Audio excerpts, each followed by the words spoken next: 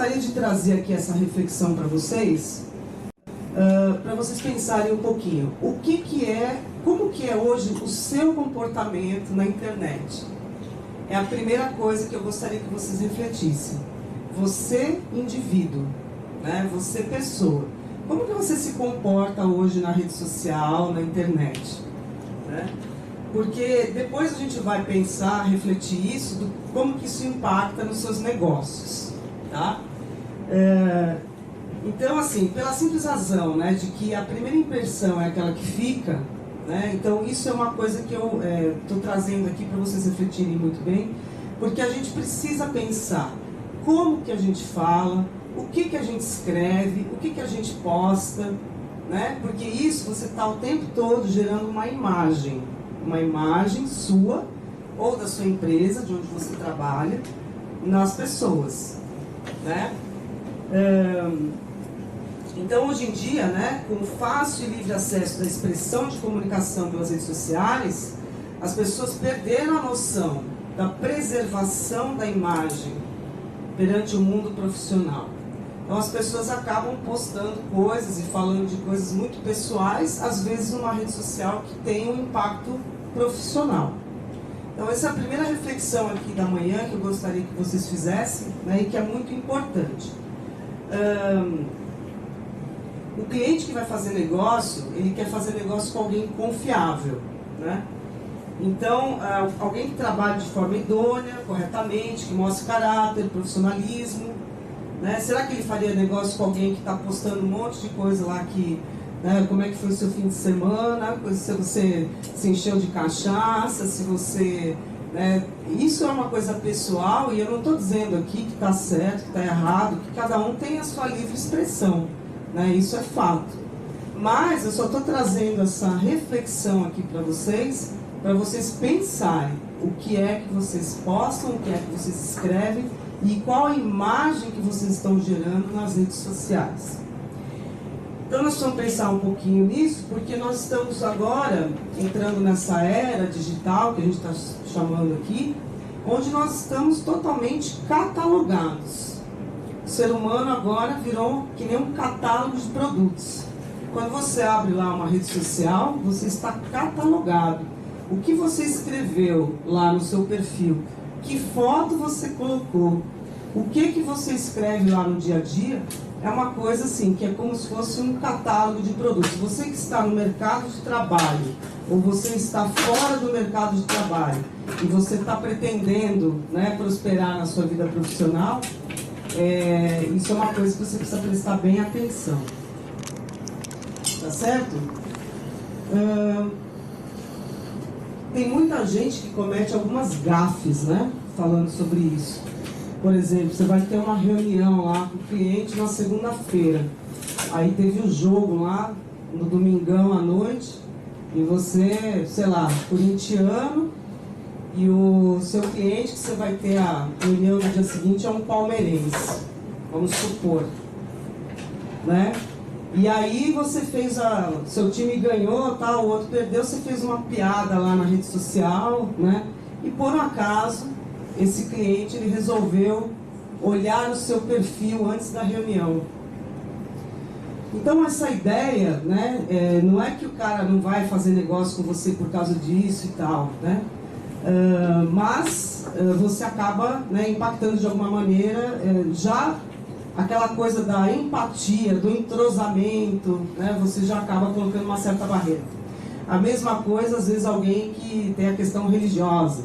Tem pessoas que são extremamente religiosas, outros são ateus, né? Aí você posta lá uma coisa falando, tirando sarro de alguém que é religioso. No dia seguinte você tem uma reunião importante com alguém que é super religioso.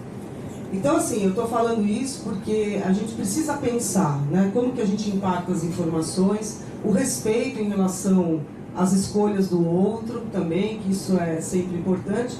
Mas, de novo, né, tomem muito cuidado, porque hoje em dia a coisa está muito banal. Né? Nós não sabemos, o brasileiro principalmente, né, culturalmente, ele não tem uma base, né, e uma formação.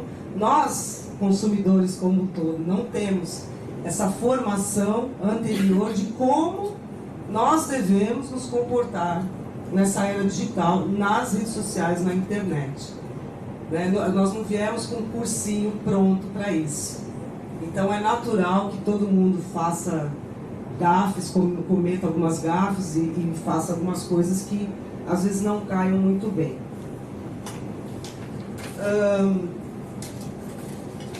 Idosos e crianças, né? A gente sabe que dentro da fatia de mercado para todo mundo aí, os idosos e as crianças, eles são um público-alvo muito importante. E nessa transformação digital, os idosos, eles vêm aos poucos também se desenvolvendo bastante em relação a essa questão de compra através de um aplicativo ou através de um site, né? Ainda existe uma resistência muito grande, sim, sem dúvida, mas eles são um público-alvo muito importante que a gente não pode descartar, né? A gente vai falar um pouquinho mais sobre isso e principalmente das gafes que são cometidas, né? Mas antes disso eu queria também pensar um pouquinho aqui com vocês. Qual a razão de você administrar no seu pouco tempo do seu dia 5, 6 redes sociais ao mesmo tempo, só para você trocar informações às vezes não muito relevantes, né? E tem pessoas que ficam assim o tempo todo, né, na rede social, ou seja, são pessoas muito pouco produtivas, né, porque acabam focando o seu tempo o tempo todo só em responder mensagens e coisas às vezes um pouco fúteis, né, e que não agregam nada na vida da pessoa no dia a dia. Mas nós estamos todos, né, nessa transformação digital, e isso está se transformando num vício, né, porque é difícil você hoje ter alguém que não está o tempo todo olhando no celular, né? As pessoas que estão hoje aqui nessa sala, por alguns momentos, a gente já começou aqui alguns minutos atrás, e não tem ninguém olhando no celular. Isso é uma coisa incrível, né, nos dias de hoje. Vocês podem concordar comigo.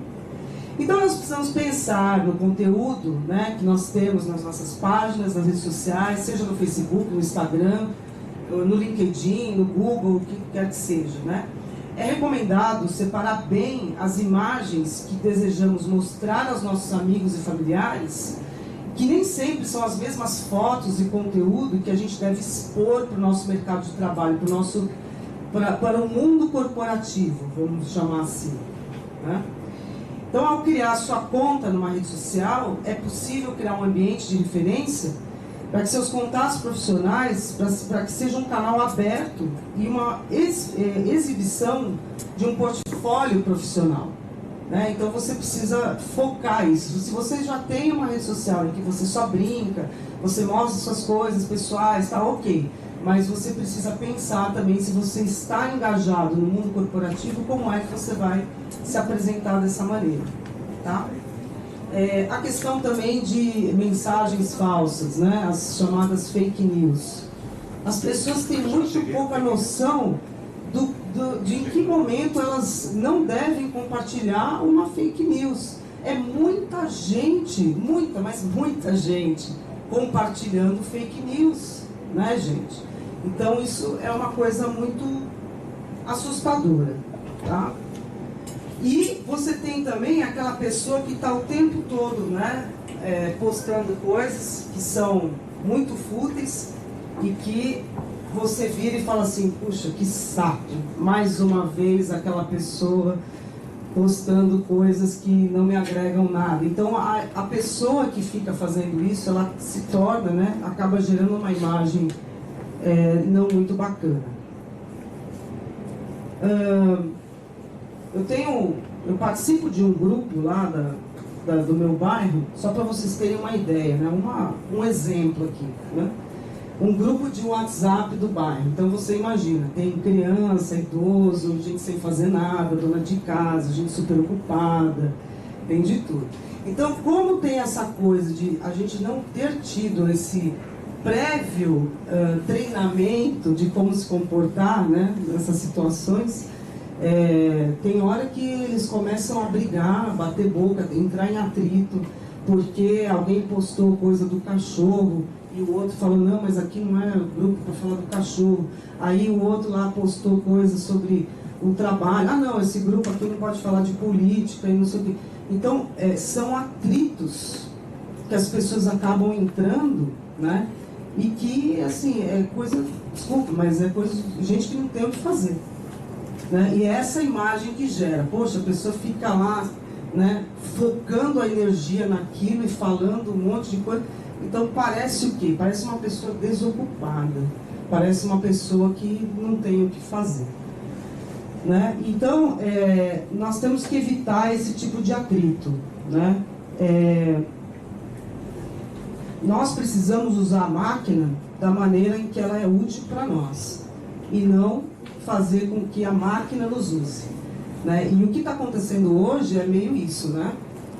Nós estamos sendo usados pela máquina, nós estamos o tempo todo com a máquina no nariz, né? E a gente não olha mais o mundo, a gente não olha mais as pessoas, a gente não vive mais, né? Como a gente vivia antigamente. A gente está o tempo todo com a cara na tela, né? Seja do computador, do tablet, do celular. Pode passar. Então, falando aqui um pouquinho, né, dessa coisa das gafes e tudo mais, essa falta de ética, né? Então, nós falamos lá, quantas redes sociais você tem que estar, o que é o certo, o que é o errado? Poxa, será que eu preciso estar no Instagram, eu preciso estar no Facebook, eu preciso estar no LinkedIn ou não preciso? O que eu preciso? Né? Então, essas reflexões aí que vocês têm que fazer e ter uma orientação adequada. O seu perfil exposto, né? Que é o que a gente falou. Que forma que você quer gerar o seu impacto da sua imagem profissional perante as pessoas, diante do perfil que você coloca lá, que foto que você coloca lá do seu perfil, de que maneira que você quer ser visto pelo mercado que você trabalha. Detalhamento de informações, né, da sua vida pessoal, o que você quer expor para as pessoas. Tem que pensar muito bem sobre isso. Expectativa de engajamento, tempo de resposta nas coisas. Esse é um tema que realmente é uma coisa que, segundo a ciência da mente, que é a psicologia, né, a gente vem aí, o ser humano ele nunca esteve tão depressivo, tão doente, né? E agora com essa coisa de rede social, isso é uma coisa que vem piorando muito nos consultórios de psicologia. As pessoas ficam lá esperando aquele like, né? Se ninguém gostou do que você postou, já vem aquele sentimento assim, bom, ninguém me nota, ninguém me quer, ninguém está me seguindo, né? O que acontece que as pessoas não estão me vendo? E isso é uma coisa cada vez mais depressiva que está acontecendo com as pessoas, né? Então, precisa se atentar a isso, né? Porque é um comportamento que, como eu disse anteriormente, nós temos que usar a máquina para o nosso favor, e não para a gente adoecer com ela. Conteúdo das informações que você posta e compartilha, né? Precisa ter um conhecimento mais básico aí, né? Selecionar o que deve ser visto, cuidado ao acreditar da informação, né, nas fake news, estar participando de grupos sem perceber ou sem a sua autorização. Isso é uma coisa muito comum. Quando você vai ver, você participa lá de trocentos grupos e você não sabe nem para quê. Aí toda hora que alguém entra lá, plim, aí você para o que está fazendo para olhar. Ah, não me interessa. Então, essas interrupções de atenção o tempo todo é muito improdutivo para as pessoas, né? E a gente precisa se atentar nisso. A falta de ética, né, que eu falei o exemplo aí dos grupos, falei o exemplo do grupo do meu bairro, que às vezes eles se atritam por causa de política, por causa de cachorro. Dificuldade de entendimento nas configurações do aplicativo e privacidade, né? São coisas também que a gente ainda tem dificuldades para entender lá os comandos dentro do Facebook, como que eu quero que as pessoas vejam algumas coisas, outros não. né, os comandos que tem dentro do aplicativo, como configurar os aplicativos. Então, nós todos não tivemos um background, uma explicação, um treinamento. Culturalmente, nós não tivemos esse período escolar sobre isso. Então, nós temos sempre uma certa dificuldade com isso. Pode passar. Voltando a falar um pouquinho aqui da questão dos idosos e crianças, pelo ponto de vista comportamental nas redes sociais e também olhando pelo ponto de vista como potenciais clientes, né? Então, esses dados aqui do IBGE e do Instituto Locomotivo estão dizendo que cada vez mais as pessoas mais idosas estão realmente acessando mais a internet. Isso no passado era uma coisa inexistente, né? Era uma coisa inexistente. E hoje, cada vez mais, as coisas estão acontecendo. A única coisa, sim, é que os idosos, eles vão ter muito mais resistência a aprender o novo. Eles são resistentes. Eles são resistentes, eles não têm... Eles são resistentes e eles não têm muita paciência, né? Tá transmitindo aí? Ok. E aqui parece que parou o som. Alô? Sim, sim. Estão me ouvindo? Sim. Então, os idosos, eles têm essa questão de muita resistência, né? Eles têm também as limitações físicas. Cada vez mais, eles vão... Quando um idoso aprende a mexer no WhatsApp, a vida dele muda totalmente. Quando o idoso aprende a apertar o botão para chamar o Uber, a vida dele muda completamente. O idoso, ele tem muita resistência para aceitar, mas depois que ele começa a conviver com o negócio, aí ele não quer parar mais, né? Eu tenho uma idosa em casa e que eu tive talvez uns 2 anos de luta para fazer com que ela me respondesse uma mensagem no WhatsApp, né? Hoje em dia, ela fica me bombando de áudios o tempo todo. Eu já me arrependi um pouquinho sobre isso. Mas está feliz. Está feliz porque começa a enxergar o mundo de outra maneira, né? Bom, as crianças, né? Pode passar o próximo slide, por favor. As crianças também, nas redes sociais, né? Tem uma... contrário do idoso, né, tem muita facilidade.